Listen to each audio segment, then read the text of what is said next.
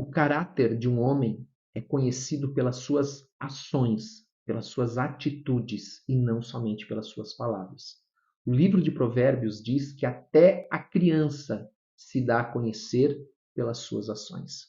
Bom dia a todos, hoje é sexta-feira, dia 10 de janeiro. Que Deus abençoe o teu dia, tua casa, toda a tua família com muita paz, em nome de Jesus. Como sempre é uma alegria estar aqui com você. Eu quero te convidar a abrir a tua Bíblia em Provérbios, capítulo 20, verso de número 11. Enquanto você abre, nós vamos nos preparar orando antes de ler a palavra do Senhor. Pai, em nome de Jesus, nós te damos todo louvor. Te louvamos, Senhor, de todo o nosso coração. Te adoramos em nome de Jesus. Pedimos perdão, Pai, pelos nossos pecados, pelas nossas fraquezas, assim como nós temos perdoado aqueles que nos têm ofendido.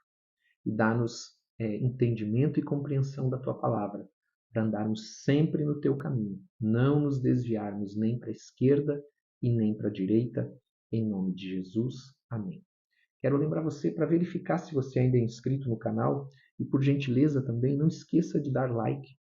Em Provérbios capítulo 20, verso de número 11, ele diz assim: até a criança, que é como nós abrimos o versículo do qual nós usamos para abrir esta oração desta sexta-feira. Até a criança se dá a conhecer pelas suas ações, se o que faz é puro e reto. Então, a conduta do homem, revela quem ele é. A minha conduta revela quem eu sou. Então, os meus atos, a minha conduta, ela é o grande revelador do caráter. Ele é que revela o caráter. Se uma criança é assim julgada pelas suas ações, quanto mais um adulto. Então, nós temos que observar os sinais. Assim como nós aprendemos a observar numa criança, nós temos que observar os sinais e não nos deixar levar pelas primeiras impressões, simplesmente, por aqueles sinais externos, mas ter muito cuidado, porque depois não adianta reclamar. Os sinais estavam ali. Depois não adianta chorar sobre o leite derramado. Os sinais estavam ali. Mas, às vezes, nós temos um problema. Nós levamos as coisas com paixão. Então, nós nos tornamos torcedores e passamos a deixar de observar os sinais que estão tão evidentes e que às vezes as pessoas à nossa volta estão dizendo assim: olha, mas você não está vendo, você não está percebendo, isso não está estranho, e não percebe. E aí depois, sabe o que você ouve depois, o que nós ouvimos depois? Lembra que eu te avisei? É assim. Versículo de número 12. O ouvido que ouve e o olho que vê, o Senhor os fez, tanto um como o outro. E este versículo, amados, por mais simples que ele parece, ele nos mostra duas coisas importantíssimas, que parecem até básicas demais, mas elas são muito profundas, porque significa que Deus que fez os olhos e os ouvidos também é um Deus que vê e ouve todas as coisas. Tudo está claro para o Senhor. E ele destaca também como um segundo ponto neste versículo que os olhos e os ouvidos, como criação de Deus, são meios para nós aprendermos a lei de Deus, para obter orientação. E aqui nós temos que entender que o ouvido que ouve a lei deve também obedecer à lei. Os olhos que veem o que é direito devem seguir o que é direito. Então, este versículo tem um sentido também moral, que os nossos olhos e os nossos ouvidos foram feitos para nós ouvirmos e obedecermos, nós vermos o que é certo, o que é direito, e também fazermos o que é certo e o que é direito. Então, foram, vamos dizer assim, dons que Deus nos deu para aprendermos, mas muitos têm ouvidos que não ouvem, como Jesus dizia, né? Aqueles que têm olhos, mas não veem, têm ouvidos, mas não ouvem. Muitos, amados. Mas eles foram dados para nós, para nosso benefício. Versículo de número 13.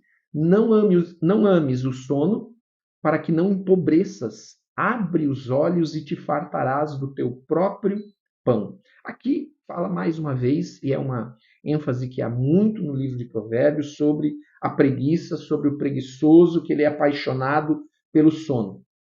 Mas ele também tem um sentido figurado aqui, daquele que está dormindo, mesmo quando está acordado. Então é alguém que não está, que pela sua preguiça está sempre desligado, nunca está atento, nunca está vigiando. Porque veja, o sono em si ele é uma bênção, ele é necessário para o nosso corpo, é necessário para o nosso cérebro. Tudo tem que ter equilíbrio na nossa vida, né? Mas tudo que está em desequilíbrio faz mal. Então todo excesso, todo desequilíbrio faz mal. Então o preguiçoso é aquele que perde a estação, é aquele que perde a estação de arar, a estação de semear, é aquele que perde as oportunidades porque não se preparou, porque quando ele deveria se preparar, ele estava dormindo, ou de forma literal, ou mesmo acordado, como alguém que dorme. Versículo de número 14. Nada vale, diz o comprador, mas indo-se, então se gaba. E aqui fala, amados, daquele homem desonesto, e é isso mesmo que você está vendo aqui. A Bíblia trata isso como desonestidade, aquele que degrada o valor daquilo que está sendo oferecido, aquilo que está sendo vendido, para comprar com um valor mais baixo, por um preço mais baixo. A Bíblia condena essa manipulação, porque ela diz que isso é como roubar algo de valor. E depois ainda, olha o que diz, se gaba por ter enganado, por ter manipulado. Sabe, isso é muito comum quando nós vemos alguém que está passando por uma situação que não cabe a nós julgamento e que ela, de repente, ela precisa se desfazer de algo por uma necessidade. E a pessoa sabe da sua necessidade, sabe do seu desespero, sabe da sua angústia, sabe que se alguém for ali oferecer até menos, ela vai vender, porque ela precisa, ela está desesperada, então a pessoa se aproveita disso. Então, amados, esse fala também daquele aproveitador que se aproveita daqueles que estão passando por tempos difíceis. Isso também, amados, é uma forma de semear, mas que depois a colheita vem. Versículo de número 15. Há ouro em abundância de pérolas. Desculpe, há ouro e abundância de pérolas, mas os lábios instruídos são joia preciosas. A riqueza é uma bênção? É uma bênção, quando ela é obtida honestamente. Mas aqui ela não está falando da origem, mas ela está falando do valor comparativo que há entre a riqueza e a sabedoria.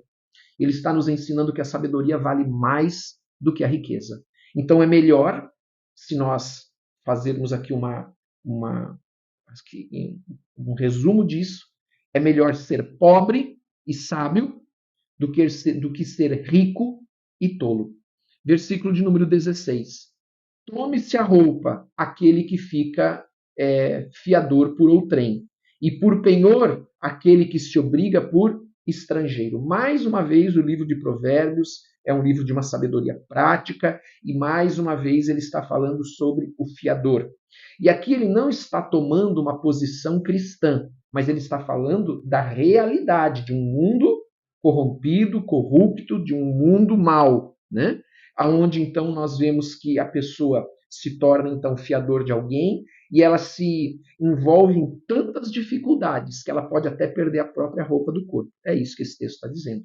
E na segunda parte desse versículo, ele fala daquele que se coloca ali como penhor por um estrangeiro. O que é um estrangeiro? Não é só alguém, como diz a palavra, um estrangeiro, mas é alguém que você conhece superficialmente. Não se comprometa por alguém que você conhece superficialmente. Nós já falamos sobre isso. O fiador, ele deve ter condições, quando ele se coloca como nesta posição de fiador, ele deve ter condições de honrar aquilo, caso a pessoa não cumpra com o combinado, né, com aquilo que ela deve, com o que ela fez. Versículo 17. Suave é o homem o pão ganho por fraude. Algumas versões falam doce é ao homem o pão ganho por fraude, mas depois a sua boca se encherá de pedrinhas de areia. Então veja, a Bíblia aqui, e é muito importante isso, ela não nega que há pecados que são prazerosos, mas esse prazer ele é somente por um instante. Por isso que é doce, suave é o homem, o pão ganho por fraude. Mas depois, ou seja, no instante seguinte, no momento seguinte, é como alguém que enche a sua boca com areia, com pedras. Então, por que eu vou colocar um bocado doce na boca mediante engano, furto, né? E encher a boca dessa forma com pedrinhas, ainda que pareça num primeiro momento doce? Então nós devemos atentar a esse versículo. Versículo 18. Os planos mediante os conselhos têm bom êxito. Faze a guerra com prudência. Aqui, dois conselhos nós podemos extrair deste versículo. Primeiro, nós devemos sempre pensar antes de agir. Não podemos agir com fígado. Temos que refletir, não podemos tomar decisões precipitadas. Amém? Que nos leva ao segundo conselho desse versículo: ter conselheiros corretos. Exemplo, os reis, você pega Davi, Salomão, eles tinham conselheiros experientes, sábios, que os orientavam. Diferente do filho de Salomão, eu vou citar aqui Roboão. Roboão, quando os conselheiros do seu pai, que eram do seu pai Salomão, disseram a ele, faze isso, ele preferiu ouvir o conselho dos seus amigos jovens e fez o contrário. E por este motivo, o reino de Israel foi dividido em reino do norte e reino do sul. 10 tribos seguiram outro homem chamado Jeroboão. Então nós precisamos, amados, sempre de conselho, e conselho de pessoas que têm a mesma fé, os mesmos princípios, os mesmos valores, que têm sabedoria e que têm experiência. Versículo 19. O mexeriqueiro revela o segredo, portanto não te metas com quem muito abre os olhos. Aqui está falando da maledicência, da fofoca, que é para evitar que a tua confiança seja traída ou que você sofra algum tipo de embaraço público, nós não devemos nos associar com fofoqueiros, com mexeriqueiros, nós não devemos. Quem se associa com esse tipo de pessoa é como alguém que entrega, é como entregar pedras para serem atiradas depois em nós mesmos. Ninguém gosta de fazer isso. Mas quando se associa com esse tipo de pessoa, é assim, porque ela vai revelar coisas confidenciais e vai, desta forma, te caluniar, né? Nos caluniar. Versículo de número 20. A quem amaldiçoa, 20 e último. A quem amaldiçoa seu pai e a sua mãe, apagar-se-lhe-á a lâmpada nas mais densas trevas. Aqui é alguém que vai contra o quinto mandamento, que está lá em Êxodo capítulo 20, verso de número 12, de honrar pai e mãe. O que significa nas mais densas trevas? Significa condenação eterna. Então, aquele que anda maldizendo. O que é maldizer? Significa alguém que são palavras que significam que essa pessoa considera a outra insignificante. Né? Considera os pais, a mãe, o pai insignificante. Então nós não podemos, diz aqui, quem amaldiçoa, maldiz o seu pai e a sua mãe, trata como alguém insignificante, essa pessoa vai sofrer condenação eterna. Amém? Glória a Deus, vamos orar. Pai, em nome de Jesus, nós queremos te agradecer por esse dia, te damos toda a honra e toda a glória, todo o louvor.